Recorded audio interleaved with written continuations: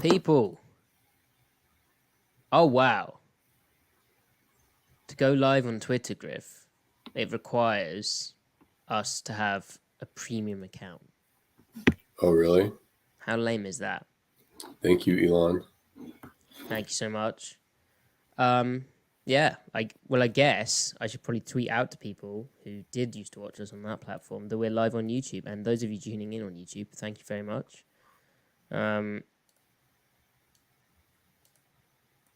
Griff, any preamble topics? I watched The Prestige.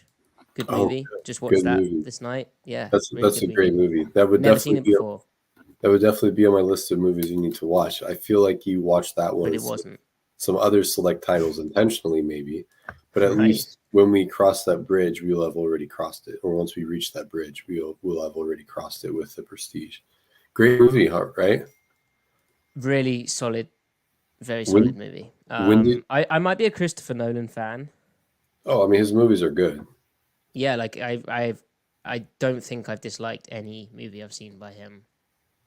Yeah, I mean, even Tenet is entertaining and Yeah, my gripping. issue with that was the sound mix for TVs. I missed really important details because the sound mix was so off. Hmm. Like I couldn't hear the dialogue because the music was so loud. Yeah. See, when he's not doing a movie based off of something that's happened, Yeah. he obviously likes his really unique niche premises, right? Right. Right. Like with The Prestige, it's like there's a unique premise to it. Right. But I do think that he is expanding his like filmmaking chops when he does historical, either historical fiction or actual, history. No, Um, Oppenheimer might be my that's a top 5 film for me, I think. yeah, it's a really good movie. Um, if you like those movies, not to keep the meme going, but you would love Children of Men and Master and Commander. I'm not even like doing the thing. I'm not even doing the bit. But those movies are styled similarly and have the same depth and richness. I would say even more so. Um, Cool. Love that. so what's the update there? Have you seen those movies yet, No, Maddie? I haven't. No, I Oh, you I got haven't. caught up with I mean, I had time to watch a movie and I picked The Prestige, so but Master and Commander is on my Disney watch list. Yeah. So you have no excuse now. No. No. Have Yeah. you watched any movies? Um, I want to say yes, but I'm like blinking. Okay. Find out next week. Yeah. Find out next week. What's up, Henry? Axel, good to see you. Axel, I actually didn't have a coffee. Little peek behind the curtain there. We're back at a abnormal time for me, but no coffee. So if I flag towards the end, I can only apologize. Hang on, Monjombo. Why are you saying Griff? I liked Oppenheimer. Why would I not like Black Rain by Masuji Ibushi? Black Rain. Probably Okay, I'll check it out. butchered Masuji's name, but Yeah. that sounds good. And So Monjumbo, there's one person here who's a history graduate. Okay, that's right. yeah. You are a history graduate. I'm not. Maddie, on that note, what do you think of Nolan's commentary on Oppenheimer himself? Oh, I haven't watched too much of that. Oh, is in like just his film, like how he Through the portrayed it. Oh, commentary through the I film. thought that was excellent. Yeah, but I didn't Yeah, really know much about Oppenheimer, which is why the film was cool, right? right. I took it as ultimately it was a critique of him as an individual. Well, just to extend that a bit further, I think it's interesting how now, having watched a few Nolan films, all of his characters are like very obsessive kind of nutters. That's right. That's right. No, you're right about that. Yeah. So on the And they're all Prestige, kind of torn apart by their obsession. Like it's right? ultimately the end of them. Yeah. That's not really a spoiler. I mean, it kind of is, but yeah. Yeah. So when did you suss out the twist in the Prestige? When did you Well, start? there's a few twists, right? Yeah. But fairly quick. Well, not that quick, but fairly.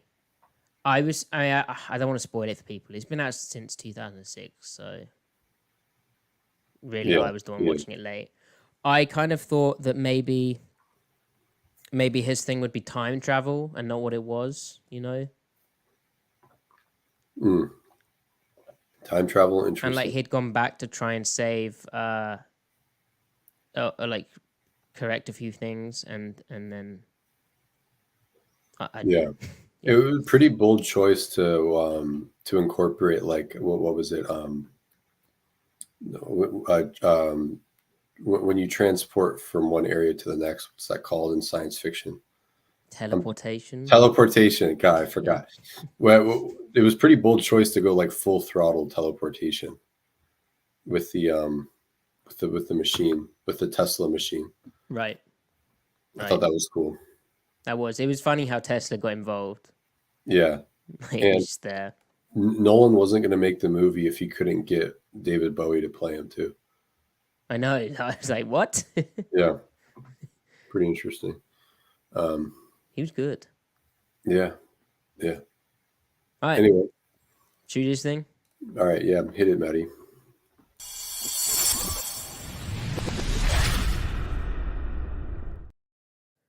Seattle Seahawks 2024 training camp starts July 24th this year. We're right on the eve of it. The rookies have already been in the building for some acclimatization work. And we still have questions, which training camp may answer, it may not answer. Perhaps this podcast is pointless, but there's some topics we can talk around, which I think, and Griff, I know you think, are things that need answering. We demand answers. And so rather than Seattle attempt to answer them, we will have an attempt at maybe, well, at least asking the questions. So, first up, right tackle, what on earth is going on there? News broke from the Seahawks 2 days ago that Abraham Lucas is starting camp on the PUP list.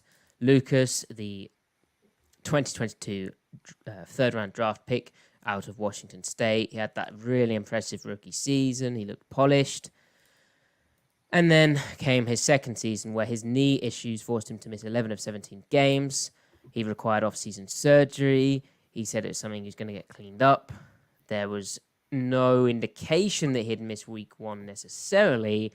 And we should say about the PUP list, and we're going to be talking about a few other guys on it, that players are eligible to come off it at any time once they're able to pass a physical. But if any player remains on the PUP list after final roster cuts, they must miss a minimum of the first 4 regular season games.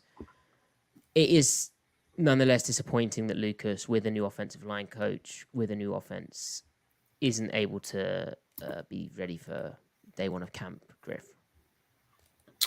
Yeah, I don't think it's too surprising the fact that they can come off PUP at any time before week one of the regular season. I think that's a reassuring thing. They're just playing it safe with them. No reason to rush them, and they can give backups reps, which is important because if these players that might get dinged up throughout the season, you want their backups to have as many reps as possible, right, for continuity reasons. So not too alarming relative to what we already knew. Just frustrating in general that they signed. Not having Lucas in there all year was one of the biggest detriments to their offensive success. So, but still, we'll see. I mean, so what it means is that 32-year-old George Fant, in his second stint with the team, signed this past offseason for a 2-year, $9.1 million deal, which is kind of a hint at the questions around Lucas being able to suit up, at least for all 17 games. It means that he's going to be getting the reps that you're speaking about, Griff. He's going to be the one getting used to Seattle again. And to me, I'm a bit worried with Lucas, given that it was a chronic knee issue, something that had impacted him in college, and then he's had to go through this procedure, and he's a 6'6" tackle. Tackles tend to be tall, but he's a taller lineman in general. And once you start getting lower stuff, will he be able to get his flexibility back? Will he be able to bend the same way? Those are kind of questions. Will he be the same player that we saw in that rookie season? Or, how severe is this for his situation? Will he just fall off a cliff? Obviously, we hope that is not the case, but my concern level was already fairly high, and we saw, as you alluded to, what happened when the tackles were both out, and how the offensive line struggled in general, which we'll mention again later in this podcast. But now with this news that he's still on, starting camp on PUP, and this may have been the plan all along. We're kind of in the dark, but yeah, I'm slightly more concerned. Mm-hmm. I mean, at this point, though, this is related to his post-surgery recovery, and not necessarily something cropping up again. Yeah, of course. Yeah, you're right. It's not like a setback. It's just a recovery taking maybe longer, maybe as is expected. Yeah. Okay. So inside linebacker. Now, some people would have you believe that Seattle actually improved their inside linebacker position this free agency after departing Jordan Brooks and Bobby Wagner leaving. Seattle signed Jerome Baker and Tyrell Dodson. But, Griff, whatever you think of that, and I know we lean towards Jordan Brooks being a superior player. He was paid more for a reason. Whatever you think of those players ability-wise, the fact is they are the projected starters at inside backer for Seattle, or at least they were. However, both Baker and Dodson are starting camp also on the PUP list. Now, behind them would be the depth like, I don't know, Drake Thomas. But, Drake Thomas is also on the PUP list. So that leaves Seattle with 4th-round rookie Tyrese Knight as an inside linebacker. Nelson Caesar, an undrafted free agent. John Rattigan, go Army. I don't know what year he's in now. Fourth year free agent? 2021 I think free agent he was. So there you go. Yep. And Sonny Anderson and Devin Richardson, who are 2 undrafted free agents this past year. And Patrick O'Connell, our guy. If you can have a guy from this 2023 undrafted free agent. So yeah, I mean they're lacking for bodies right now. I mean they've not done a good job rostering the second and third string, and not like it's kind of trite and weird to criticize second, third string off-ball linebacker rostering, but you'd still like to look at it and be like, all right, this guy's intriguing. This guy, maybe there's something there. This guy can bring you juice on special teams, and you're lacking for that even. I mean, Rattigan is a sound special teams player, but I don't think he's impact. Tyrese Knight is really the only guy that fits this, just by virtue of him being, a rookie with some pedigree. I think we like you said, Patrick O'Connell. He seems like a better player than Rattigan, so he's like whatever tier above a guy like Rattigan is. But he's probably limited at the end of the day still, just by virtue of traits reasons. So, I mean, it's not a fun group to be excited about at all, really. So, it's definitely a sore spot, and we'll have to talk about the linebacker position front to back all year long in those terms. And it will probably be the main contributing factor to whatever negatives the defense ends up having. It will probably be sourced to linebacker the most. I think, you'd think, right? Well, you would think, especially when you consider the impact that Roquan Smith had on that Mike Macdonald defense in Baltimore, when before they acquired him, they were a good defense, right? But once they acquired him, they became a great defense. And, other things happened. Kyle Hamilton played more snaps. I'm sure there was more scheme familiarity, but you just have to watch the tape of any good defense in the league to see the impact that, a good linebacker has on those defenses. It's very hard to find an elite NFL defense and not find an elite middle linebacker. You can get into positional value all you want, just face those facts. Now, Griff, you were going to say something. Well, I was going to say, even before the Roquan trade, they weren't just a good defense. They were actually bad. They were very verifiably bad, which at the end of the day, a 2-year sample size is not a large sample size. So while there are correlations, they may not mean much, and that may not carry over to here, positive or negative. Positively or negatively. So it's just the relating his Baltimore stint to Seattle only goes so far in usefulness. But still, that's all that we have to go off of, right? He definitely needs good linebacker play to make the scheme run. So again, that either they acquire the linebacker through the only means available to them left, which is a trade, or they run a different scheme to accommodate that they don't have the linebackers to do what they'd rather do. And so it's one or the other at this point. Or the third option, where you just take it, you just line up and play and see if your other players can carry or not. So we'll see. I mean, the question is like, if Macdonald being year 3 or year 4 as a defensive coordinator, if you count his 1 year in Michigan, if he was in his 4th year and he had the 2022 group pre-Roquan trade, how would he do with that group, right? That's what we're looking at with Seattle. So we could expect there to be improvement relative to roster, right? As a coach or what the scheme would do. Yeah. Anyway.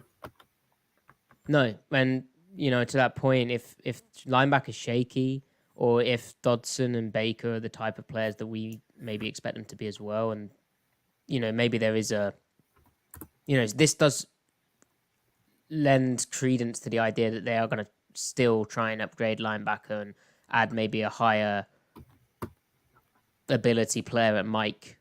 If that guy is available via trade, as we spoke about before, maybe a Quincy Williams who Geno Smith worked out with this offseason. Interesting, isn't it, as we've spoke about? But I do wonder if the scheme as well is going to reflect the lesser linebacker talent. I mean, whatever you think of Baker versus Brooks or Dodson versus Bobby Wagner, it's obvious that Roquan Smith and Patrick Queen are better linebackers than Baker and Dodson. So maybe we see Macdonald's scheme in that way too, in that perhaps in year 1 of his system, he is one who is going to establish the blitz and the pressure element, and he spoke about how everyone needs to rush in this system. Well, maybe he, rather than sending 4 guys and simulating pressure, dropping 2 from the line and sending 2 from off the ball, maybe he just goes, F it, I'm going to send 5, I'm going to send 6, I'm going to run my fair share of cover 0 as well. And we get even more kind of blitzing, and they establish a bit like, I imagine year 1 of his system was in Baltimore, where they probably had a bit more pressure going on there.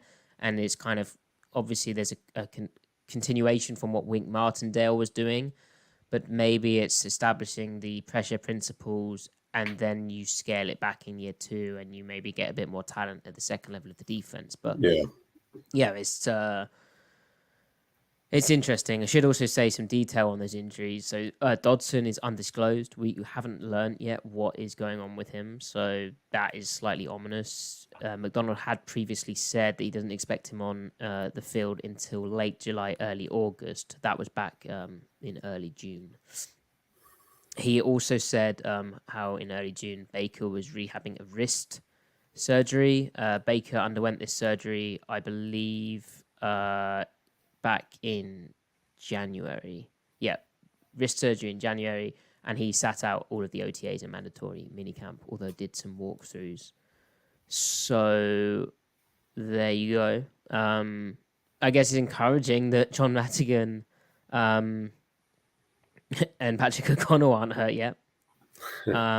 Baker also is undergoing a leg issue, but yeah, we don't know what's wrong with Drake Thomas, so preseason could look rough. Preseason could look really rough. And not to be cynical, but just because of the pure math, the more reps you take, the more likely you are to get injured. So with Dodson and Baker out of the picture, the backups now are even liable to accrue injuries or nagging things that could affect them even into the regular season and stuff like that. So they got to get more guys in there for like load management even. Which is why depth is important, and maybe they make a move or two to short this up a bit further. I know these undrafted free agents have an opportunity.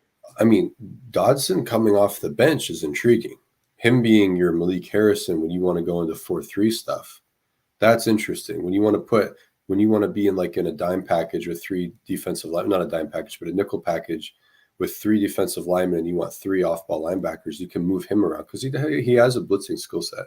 That's interesting. Baker is at his best a real linebacker, probably just on the plus side of average at his best. You can work with that, but he needs to be a Robin to a Batman, and the Batman isn't there right now. Oh my God. Quincy Williams, come on over, my friend. Hold on. I've just found something out here. So turns out also there's other injury news, right? And one such thing is that undrafted free agent linebacker Easton Gibbs out of Wyoming is also not going to be practicing to start camp. He's on the non-football injury list. Now, this, Griff, is what Easton Gibbs... this is how Easton Gibbs looks. I watched him, and honestly, I don't think there's a lot going on there. Does he look like a deer in the headlights? I'm not gonna try to parse too much from a single photo. I wasn't. No. Why are you? It's just a photo. It's just okay. Well, but what about the tape you watched? Did you mean that literally, or did you mean that metaphorically? No, don't worry. Let's just move on. Right. So other injury news, non-football injury list as well. Anthony Bradford was on it. He's now off it, so that's good. O-line getting back up there. You got your starting guard in theory. D. Williams, also an undrafted free agent wide receiver, is off as well. And Griff, two other names still on the non-football injury list are the rookie corners DJ James and Nehemiah Pritchett, the two Auburn guys, which, I mean, that sucks for them. There's a loaded DB room, and, you know, they're day 3 picks, and it'd be surprising if they didn't make the roster. That being said, the DB position heading into camp, particularly corner, actually, given the amount of names, all the snaps you can get are going to be valuable because it's going to be fearsome. And, you know, could they get cut? One could. It could happen. Yeah, right.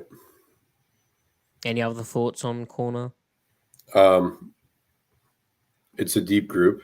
There's good vets and there's good youth behind the seemingly slated starters. I mean, well, and left cornerback is open competition, we think, too, right? So it does seem like whoever gets injured is really going to be on the outside looking in, because just from a numbers game, not being able to get the reps to show off. So it'll be like a, you know, the best ability is availability type thing, rearing its ugly head a lot at the quarterback position.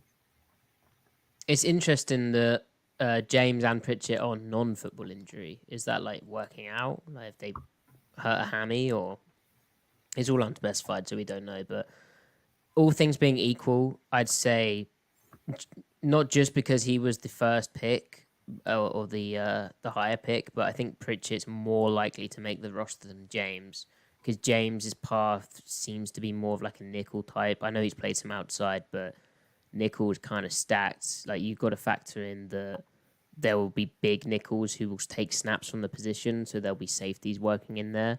And then obviously Witherspoon has that kind of sewn up, and then if not him, you know, Kobe Bryant's vying for that. If you're not talking a pure safety, you're talking kind of a safety slash corner slash safety type. So it's rough for him. Whereas Pritchett, as much as I like James's game and we liked his tape and we enthused about that and we watched that, Pritchett has a higher athletic upside and I think some special teams ability that James maybe doesn't have. So hopefully both those guys can get back as soon as possible for the sake of them.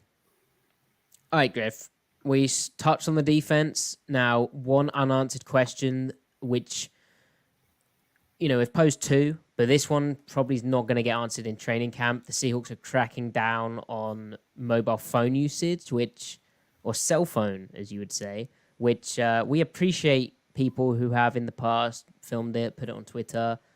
Be careful.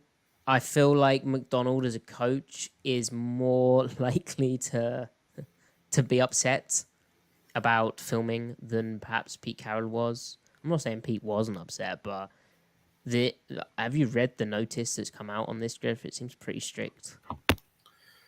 Yeah, I have. They want absolutely nothing getting out. Yeah, which boo-hoo. So when we're answering the question, how does Mike Macdonald adapt for NFC West run games? I don't think we're going to get much. Although there will be pictures, and we've in the past been able to decipher defensive line rotation, starting first strings from images. I mean, heck, don't forget last year, rookie minicamp, I degenerately worked out. Seattle completely changed the way they're running their main front just from a tiny clip of a guy power stepping rather than mirror stepping. So there is still hope. But Griff, how does Mike Macdonald adapt for NFC West run games? That's what I'm curious about. And, it's pertinent heading into training camp because he finds himself in a division with 3 of the best running offenses in the league last year. Shanahan's 49ers were 4th in EPA per attempt. McVay's Rams were 6th in EPA per attempt. Gannon / Petzing's Cardinals were 1st in rush EPA per attempt. And these NFC West ground games have started to lean on gap run concepts, which the Ravens were bad at playing, particularly in the second half of the year when the Ravens were top 5 run defense. And then in the second half of the year, they were 30th in the league. And they went from busting a 4th best amount of gap run concepts to being, against gap run concepts, the worst team at getting negative plays. In fact, they had 0 negative plays against gap run concepts. We're talking about, maybe 6 gap runs a league. That being said, the Rams had 93 gap run attempts, which is 5th most in the league last year. And the Cardinals had 89, which is the 7th most. And I think, given how much defenses are running these 4-down nickel fronts, I think teams are going to run gap more and more as a way of... that's how you beat that type of front. So, given the Ravens' struggles, the Browns' offense, which has similarities to the Cardinals, Petzing's overlap there. Jerome Ford had 107 rushing yards versus the Ravens in Week 10. Week 12, Kyron Williams for the Rams rushed for 114 yards on the Ravens. How is Macdonald going to adapt for this NFC West, which is very, very different to the division he's come from? Although that division did run the ball a bit.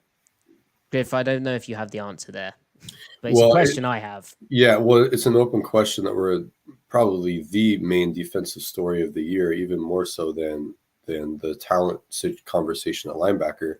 How does Macdonald change his core structure to accommodate defending what the 49ers and the Rams do, which is so fundamentally different in enough areas compared to what he faced in the AFC North and the AFC in general? Again, more spread offenses, more shotgun, and then more formational, offensive formational staticness.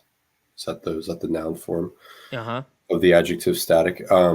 Probably not, but we'll go. Probably not. Chat, etymologists in the chat, linguists in the chat, let us know what the noun form of the adjective static is.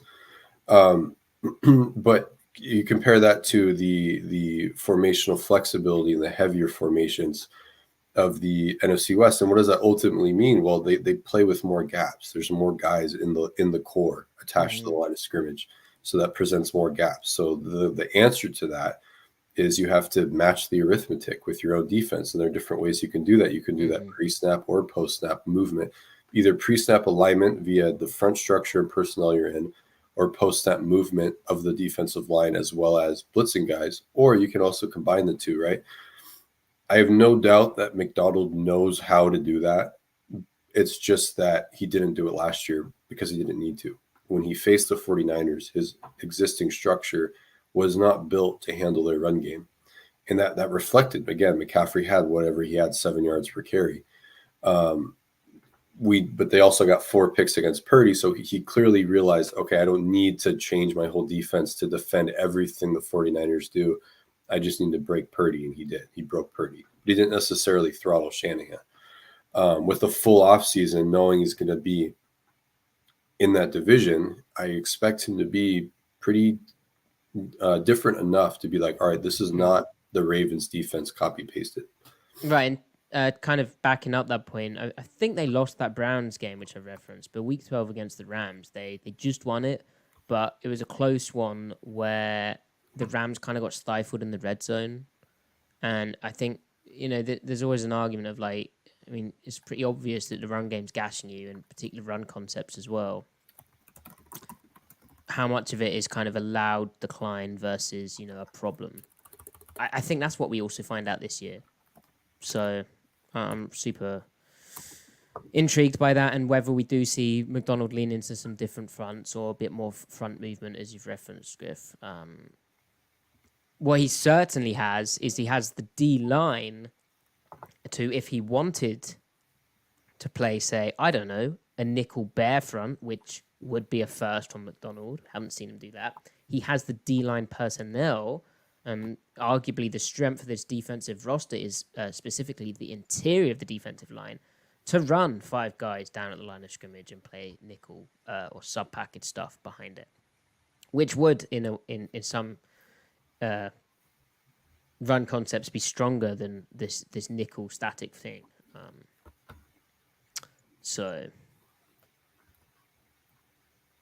yeah, we will find out. We will find out, but maybe not in camp, given the strict things with Monjombo reminding us that they're not even allowing photographs from cell phones, which is good for them. Maybe the team's YouTube channel shouldn't post high definition images of their scout cards. Like that might help. It's Matthew F. Brown suppressive, is what it is. Yeah. Anyway, anything else on NFC West run games, Griff? Are you scared about it? Because I'm talking myself into it not being a problem because, like, you will evolve. This is his third year, but at the same time, I'm kind of like, the Ravens didn't really improve. They didn't correct the issue. It was an issue. I don't think it was kind of allowed to be an issue. I think that was a genuine problem which they just struggled to fix and, wasn't too large a problem for a variety of reasons. However, I think when you're playing in the NFC West, these teams twice a year and, teams have tape on you and the system's being run around the league, I think you really need to evolve. And if they do not, if there isn't a sign of them changing or doing something different, I'm going to be slightly concerned. I view it as an open question for now, a question that needs answered, not necessarily concern or doubt, but it's a legitimate question. Comparing Seattle's D-line to the Ravens D-line, I would say Seattle's more talented, quote unquote, air quotes, bunny ears, whatever, at D-line. Obviously, much less so at the second level, though. That includes the linebackers, the nickel, and unless Devin's in there. And the safeties that they have to roll down in Baltimore, because everyone's a piece of the puzzle still at the second level. But we have to remember that the Ravens defense the last 2 years has been awesome, but they've played 34 games, and then you add on however many playoff games they've had. But at least in the regular season, you have half of those games, 17 of them, where they have bottom 5 run defense in the league, as bad as the Seahawks have been, almost. And then they have 17 games where they're top 5, top 3. So it's very much a Jekyll and Hyde thing. So then that's a product of the system. It's an inherent weak spot. You're conceding the run to a degree with how Macdonald sets his structure. You can do that more so in the AFC West, again, for the reasons I stated earlier, but can you do that in Seattle and the NFC West? I don't know. So it's an open question, basically. But the one thing that's going for them is that they have a really good coaching staff, at least we think, right? And they've got personnel. So at least at the line of scrimmage itself. We haven't seen Nwosu and Leonard Williams play together yet. That's exciting. Byron Murphy is coming off the bench. That speaks to how good the D-line is. Jaron Reed played the best football of his career last year against the run and pass, probably. Hopefully that continues. We'll see. I expect a huge jump from Derek Hall. I think he'll be a really good two-way player. Well, 3-down player. But again, it's an open question. So Reek Woolen can't be as bad as he was last year. Not that that's a run defense thing. But there's positives all around. There's a lot of room for this roster to keep ascending. And this defense, other than maybe linebacker. The answer for Woolen isn't going to be a better tackler. You take him out of the situations where he'd be called on to tackle. That's something we took for granted. Ken Norton Jr. had no issue taking his corners out of the run game. He had so many ways to do it. Like in those charts that get passed around on Mondays and Tuesdays online that measure disguise and measure, versatility and flexibility, they're looking at broader spectrum things. They're not looking at minute details like that. Well, they're not, and also they're not diving into run fits. No, they're not diving into the run fits, but those things matter. Those things like the inside baseball stuff, that's where the disguise was. There was lots of it, a laundry list of tools on Ken Yeah. Norton Jr.'s schematic tool belt that was completely thrown out in the garbage. I don't know why, following Clint Hurt. And it's strange because Clint Hurt was on staff when Ken did all those things. So not only does he know it exists, he has very hands-on, lots of hands-on experience coaching it. Like he doesn't just know what it is; he knows why it is. He knows why it worked because he coached it himself. And arguably, Played in it. those tools that we're talking about puts the most pressure on the D line. So he's coaching arguably the most important position group to accommodate the corners. Where did it go? So hopefully Macdonald can find ways to get Woolen out of the picture when he needs to be out of the picture and in the picture when he needs to be in the picture. But Griff, if we really quickly explain how that would happen, that would require, what you were speaking to earlier, right? It would require front movement. It would require maybe some front variation. It would require inverting stuff, which you can do off of pressure looks. Meaning putting a safety out there in a corner a bit deeper, like almost like a safety, right? Right. You slant the line toward the corner, so there's no way the corner would need to be like have a run fit on a wing tight end thing, like a nub tight end or a wing tight end group.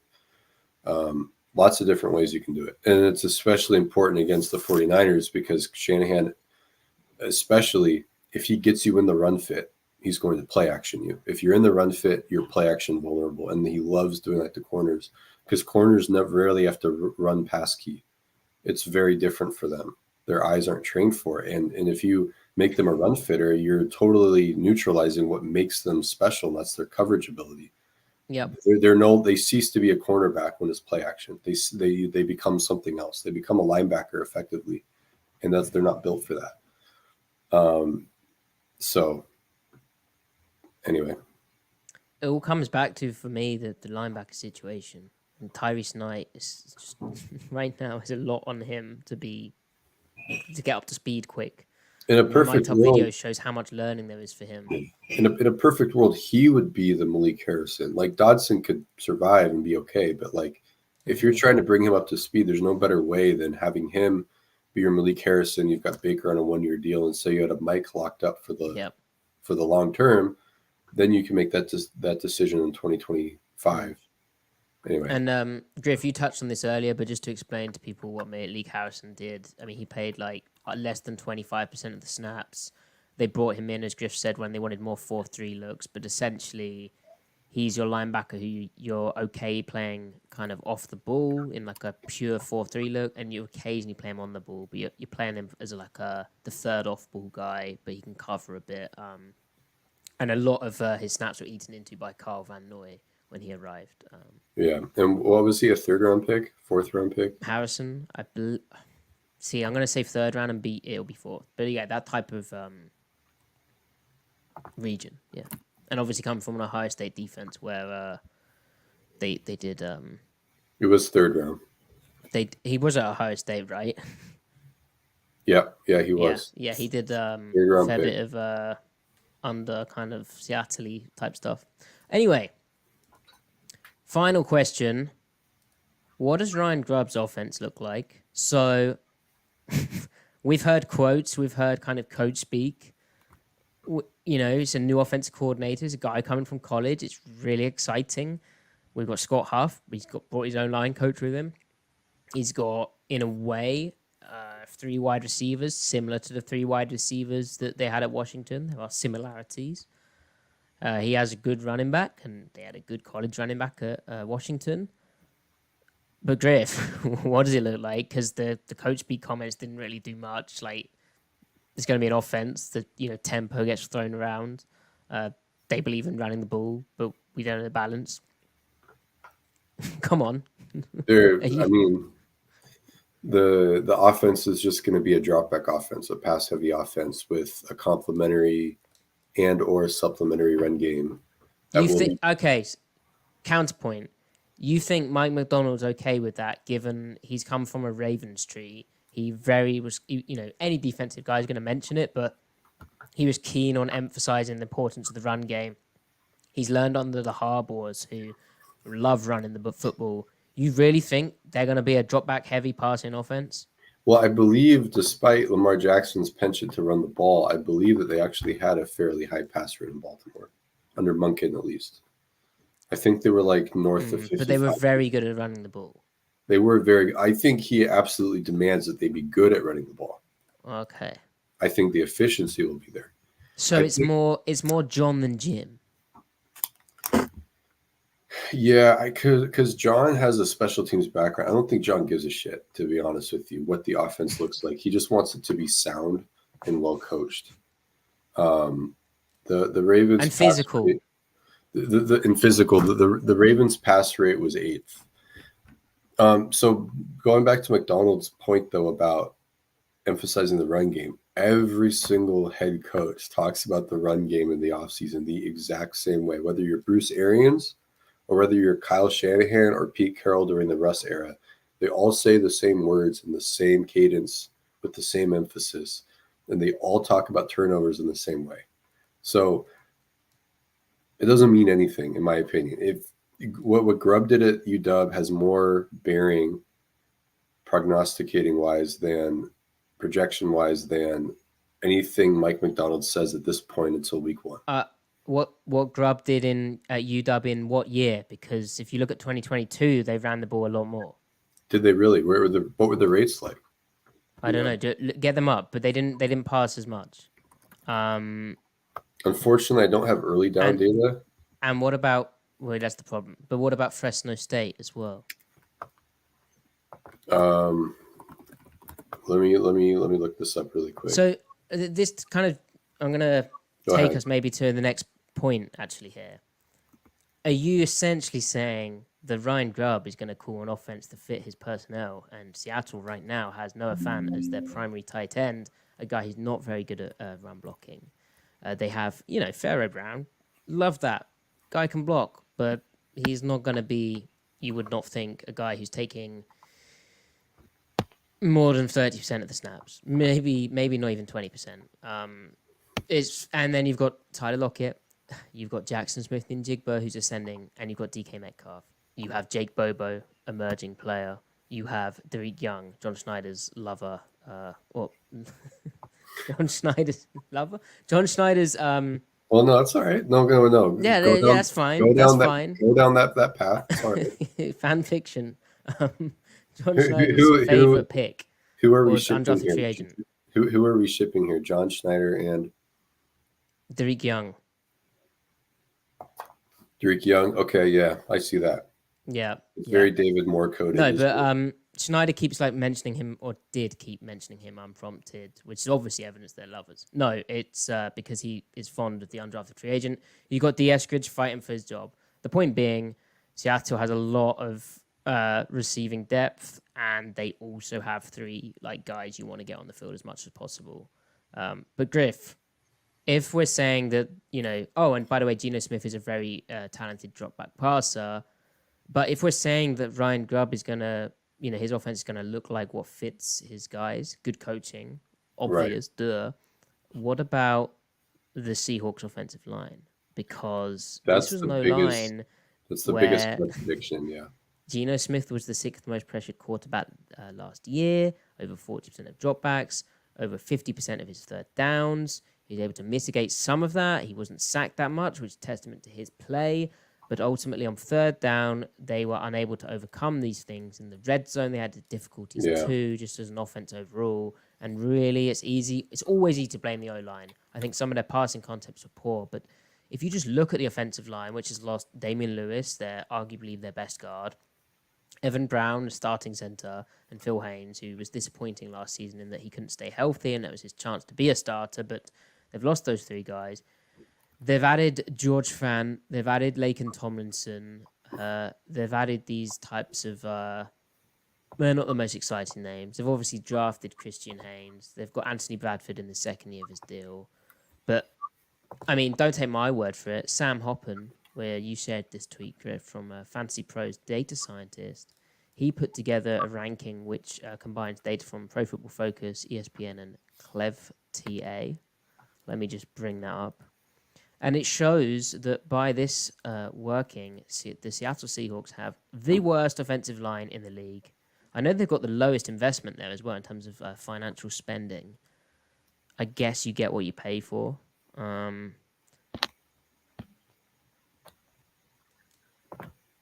me. That's quite difficult to read, isn't it? Maybe I can. But Griff, how do you read this graphic? Well, they're ranked at the lowest in terms of snaps returning because they turned over all three interior starters. Yeah. At least we believe. So that opens up you to a lot of Except variability. Anthony Bradford, you could kind of consider a starter, and we think he may start at right guard still, at least to start week 1. Christian Haynes beating him out would be very exciting. If he doesn't, that makes the Damian Lewis contract decision sting a lot. Yeah, letting Lewis go makes sense because contracts and stuff, but he was a solid player, average, teetering on the north side of average, the plus side of average. They absolutely need Christian Haynes to be a hit. If they don't, this could fall apart pretty quickly. That's another thing, actually. Just sorry to get you sidetracked here. We don't know how cautious Macdonald's going to be about playing rookies. Like, Pete Carroll was always pretty willing to, if a guy beats someone out, let them play, right? Yeah. There was occasionally times where it's like, okay, can we not see that player? But generally, his judgment seemed pretty sound on that. What if McDonald's just a bit could more be. like, nope. Well, it could be. I'm trying to think in Baltimore. Kyle Williams played. He played. I mean, he played right away, but then, as you mentioned earlier, they doubled the snap count right after the Raquan trade, which happened right at the trade deadline, the middle of the season. So it's probably if they can handle all the calls, the communication, and the play itself is actually good. He's probably fine with it. He might defer to Grubb on that, right? Yeah. But ultimately, well, I got two things to say. One, I still believe that if Charles Cross and Abraham Lucas are on the field all the time, that alone can get them operating at a top 20 O-line level. And that's really all Geno needs. And at that point, you can have replacement level players on the inside. Will that come back to bite them at certain moments? Absolutely. But the general, like their ship won't sink. The general snap to snap stability will be there if the tackles are there. And I think the tackles being there consistently all season would pay huge dividends for the development of Oluwatimi and Christian Haynes as well. That you can accommodate their growing pains. And then I would also offer that Oluwatimi himself, I think, is the huge X factor here. I feel pretty confident that Haynes will be a good player, provided the tackles can simply stay on the field. That's my biggest gripe, is just their availability. Oluwatimi is the one that could really swing them from, knocking on the door of being top 20 to knocking on the door of being, firmly above average. I think that can happen. I think he's talented, and we know he's smart. So I don't know. He's someone we'll have to look out for. He could be one of the biggest stories on the offense. Overall, though, I mean, we have the Geno quote. He said that this is a drop back offense. I feel like I'm a drop back quarterback. Drop back meaning, pure drop back passes without play action. Of course, they will use a lot of play action, but the meat and potatoes of the offense will be, I think they'll be controlling the clock and controlling the field with a litany of drop back pass concepts that allows them to attack all three levels of the field, and so that they can attack the defense whatever way they want, where they can be explosive, they can be possession oriented, they can play ISO ball, they can they can nickel and dime you type stuff. But Drift, why couldn't Shane Waldron do that? I'd argue that he did. It's just it fell apart in everything that I just said. That's what Waldron did, even with a busted up O-line, until they got inside the 15. Inside the 15 is where, it's just that's where it was system failure, right? For whatever reason. I mean, well, and I guess condensed space, like ISO ball, becomes a bit harder in that sense. You can do a bit less of all those things. Yeah. And there's a premium on, like, if you have one negative player, it's harder to overcome, even harder. Right. Yeah, I just hope this offensive line can be a bit better. I mean, they're 29th if you combine, as Ben Baldwin did, PFF, SIS, and ESPN metrics last season. They've obviously experienced significant turnover, and you might say going off that, it was the right decision given how poor they were last year. But, Gino with, without pressure, he is a good quarterback, and he started last season rough, but if you look at his last 7 games without pressure, he was the 7th best quarterback in total points per pass play.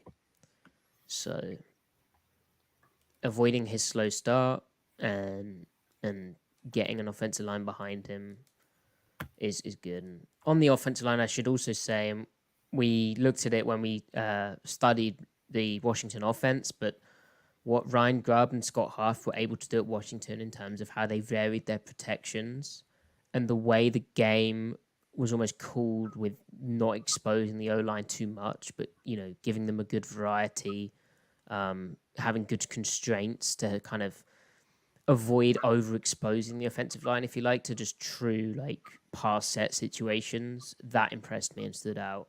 It's obviously easy when you're, any offense, I think, which is popping off and it's not the quarterback doing crazy stuff every play. I think, every good offense has that element. But, it's good that they have that element. So hopefully that can translate to the NFL. I see no reason it can't. There was nothing they were doing which was like, other than some of the maybe technique used by, like, it's Fatanu, right? Mm-hmm. Other than maybe some aspects of that, just the general scheme concepts, they should translate. So, yeah. And we should also mention, we came in with the Ryan Grubb's offense thinking, I don't know if any of this translates. This is very collegey, to then actually going, do you know what? They actually might be positioned. These are quite a lot of plays which are run in the NFL. There's some backside over the middle stuff that, his quarterback, Michael Penix, doesn't hit, but it seems very much kind of they catered that to Penix's skill set, again, as a good OC should. But with Geno Smith in the building and Grubb in the building with him, what they're able to do, Geno, excites me. But there is something in the back of my mind, Griff, that makes me think that, for years we've heard complaints that Seattle was too run heavy. A lot of the times incorrect. We actually might see what run heavy means, especially if the defense can't stop the run, Griff. Could all be linked. Yeah, definitely. I do think Macdonald's number one request from a kind of macro level lens of the offense is that they win the time of possession, that they can control the ball. And he doesn't care necessarily how that happens. He just wants to control the clock. So that either means possession-oriented offense or, a stable run game, right? Because that can definitely contribute. We do know that it'll be like slow pace. Oh, that too potentially. We do know that Grubb likes to air it out, and I think if Grubb has a relative weakness, it is the possession-oriented stuff. But I think that he's buoyed a little bit by the nature of Geno Smith, because Geno, we know he's a great deep ball thrower, but Geno's also a very good short thrower. He can read out quick game. He can read out those high-lows over the middle with the possession-oriented, 5-step drop back progression offense. So it's, I don't know. It'll be an interesting marriage, Geno and Grubb. I think Grubb will throttle it down, the aggressiveness a little bit.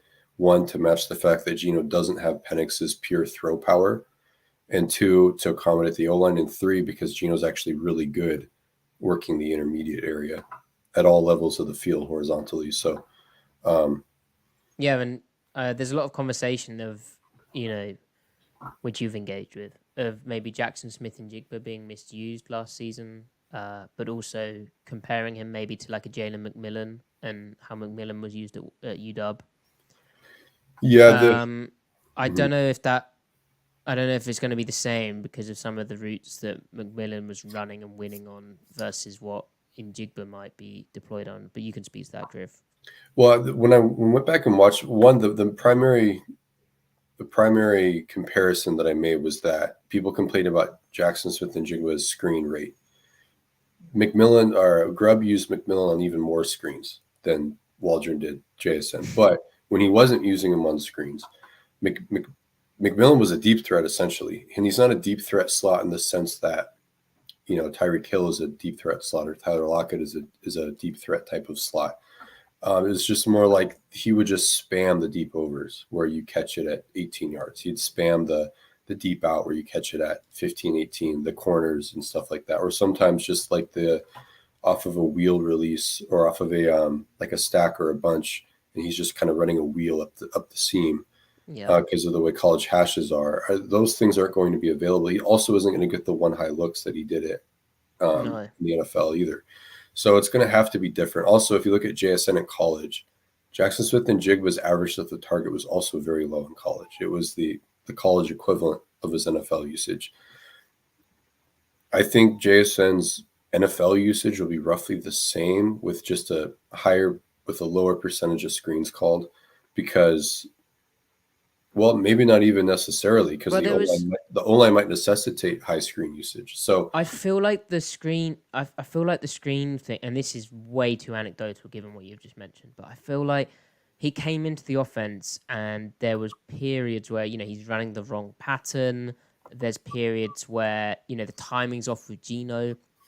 All of those things year 2 aren't going to be an issue. Right. And so you're not going to be trying to force feed him the ball in a way that is giving him screen touches. You'll still have that element in your offense, but you're not going to, that might be D. Eskridge getting some of those targets now. Right. And you actually trusting Smith-Njigba to win at choice routes, which, you speak about his ADOT in college being low. Part of the reason for that is he's just dicing people. Remember, we watched his tape and we're like, is there going to be an intermediate dig? Is there going to be an intermediate dig? Is there going to be a bent seam or something? We found it, but maybe not as many as we thought because he's just cooking people with that type of basketball release in the slot, a la, Doug Baldwin, which gets him compared to those types of players where he's just, getting a two-way go on someone in the slot and just destroying them and throwing the ball. And it's maybe a 5-yard completion. So the average depth of target's low, but then there's the yak and there's the high yak numbers from college and there's all that good stuff. And I think in year 2 in Seattle, that is how, and you speak about maybe Grubb scoring too quick or being very explosive, maybe not having that that element, the maybe quick or intermediate passing game, or we're not seeing that. I don't want to misphrase you, but then also McMillan's routes maybe not being the same as what we're going to see from Smith-Njigba. Well, so that's all the reasons why. If you look at McMillan's non-screen ADOT, it was in his healthy year, it was like 16. Mm-hmm. Even DK Metcalf, who has a top 10 average depth of target in the NFL, isn't even 14. He's like 12 point something, 13 point something. Mm-hmm. Under Shane Waldron, which is what he was with Shoddy. So it's just Grubb isn't going to be able to attack defenses the same way in college that he did with NFL, that he will be able to in the NFL, especially with his slot receiver. But even more to the point, if you look at JSN's, his non-screen average depth of target, it's approaching like 10 yards per attempt. His ADOT is 10 yards per attempt on non-screens, which is right up there with Cooper Kupp, Keenan Allen, Tyler Boyd, name it. All your CeeDee Lamb, all your name brand slot receivers. So how he was used last year is how slot receivers are used. That's what slot receivers are in the NFL, unless you're Tyreek Hill or Tyler Lockett, but they're different types of slots. He's the Doug Baldwin type of slot receiver. He's not and Tyler could run a deep post. He could run a deep over. He could run a deep out. He could run a go occasionally. And yeah, JSN can do all those things, but the meat and potatoes of his game, he's going to be hitting in that 5 to 14-yard area. That's what I think that's a good thing for Grubb because Grubb will need to lean on that. So again, he's buoyed by Geno style and JSN style. So Well, go ahead. Well, the last aspect of this is the run game, and I guess the most we'll be able to glean about the offense is probably run game stuff in training camp, but then also the preseason. because there'll be core run concepts. Now, those are going to probably remain the same, but Kenneth Walker does like his gap runs. And if you look at Washington's offense last year, let me just bring up the numbers so I get it correct, because I tweeted it out a while ago. This might take longer than anticipated, but I believe they were like 50% gap. Oh, here we go. In 2023, the Huskies were 40% gap run concepts to 60% zone concepts, whereas in 2022, they were 22% gap to 77% zone. And I think that speaks to, gap and power becoming, as we spoke about with offenses trying to beat these defenses running these nickel 4 down looks so often. I think that speaks to gap concepts one, if you're a spread out offense, you need to be able to run gap concepts, which Washington was. But also, I think you need to be able to run gap concepts with how defenses are playing these 4 down structures in college and the NFL. So I expect that to continue. And Walker likes the gap stuff. He likes following 2 pullers. He's spoken that counters his favorite play. You can see how he can create on duo type runs, power without the puller. So, right. Right then. So training camp, Griff, you gonna make it out there? No. Won't be able to, but that would be fun. What about your drone? Yeah, we don't talk about the drone. Oh yeah, sorry. Yeah, well, what drone? Yeah, that's right. It's hot, so anyone who is going, enjoy your time. Hopefully you don't get taken out because you pull out your phone. Yeah, and wear sunscreen or sunblock because it's hot in Seattle, isn't it? It's hot here too. Won't someone think of me? How are you doing with the heat? Bad, very bad.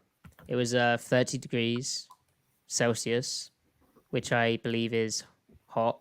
But the real issue is where I live, like the bedroom in particular, it's literally built to retain as much heat as possible. Like the door out of it's tiny, the window is tiny, it faces the sun. Right. It's just like a disgusting hot box. And you guys have no AC built into your infrastructure, as a country. So it's just not something, you guys aren't built for it. Yeah. I don't have AC and it sucks. Yeah, that's tough. But in my room is east facing, so it just bakes all day long. Yeah. So it doesn't cool down easily. Yeah. I might sleep in the west facing part of the house. That could be the move, Matty. Could be. Anyway, thank you, chat. We'll be back probably next Saturday with training camp storylines. Right. And we're pleased to announce we'll also be back with Matty having seen either Children of Men or Master and Commander. Yep, that's right. Maybe. Thank you.